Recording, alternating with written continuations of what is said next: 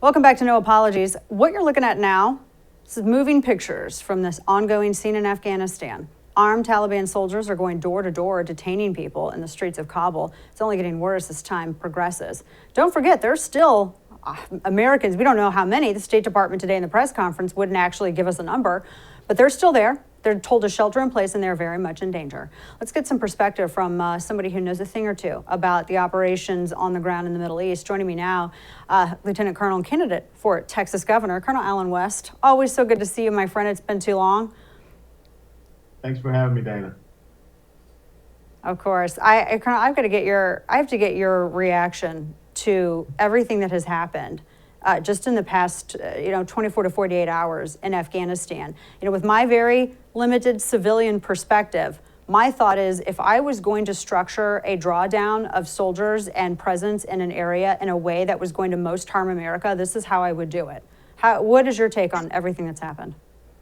You're absolutely right. I spent 2.5 years in Afghanistan from 2005, 2007, down in the Kandahar region, southern Afghanistan, working with and training the Afghan National Army there. And just yesterday, I had the opportunity to speak to one of my former interpreter translators that we were able to get out of Afghanistan about 4 or 5 years ago. And he was telling me about the situation, talking to his family. It's absolutely deplorable.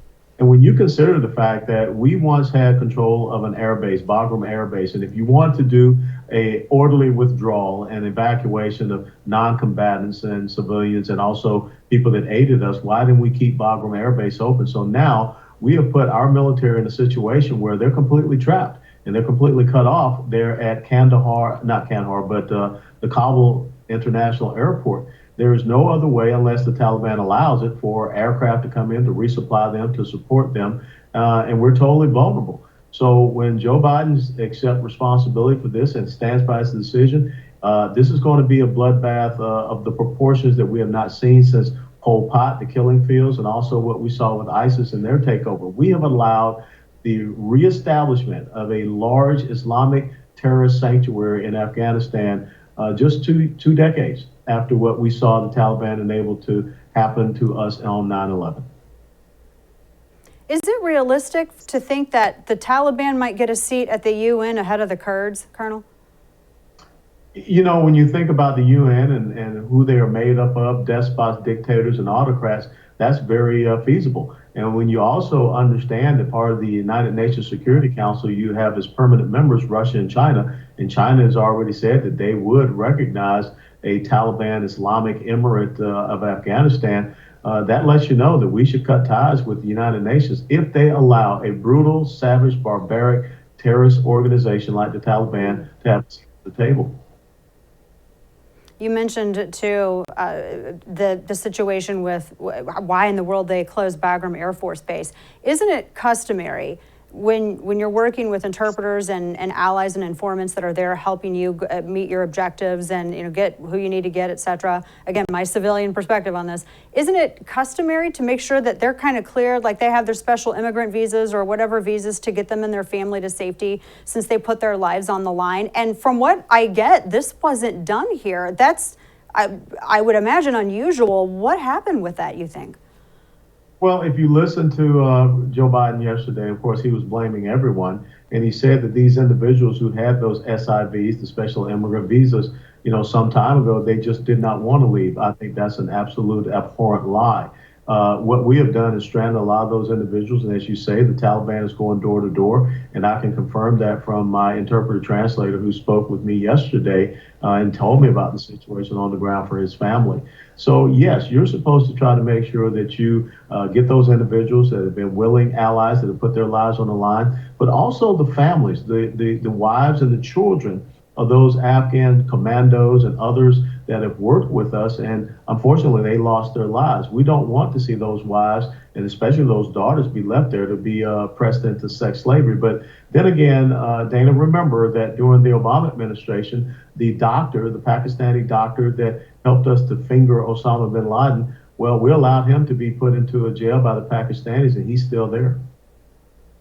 My goodness. We're talking with Lieutenant Colonel Alan West, who's also declared as a candidate for governor of Texas. And I know that you saw that photo 640 refugees that had jumped onto the opening, that plane, that ramp on that C-17.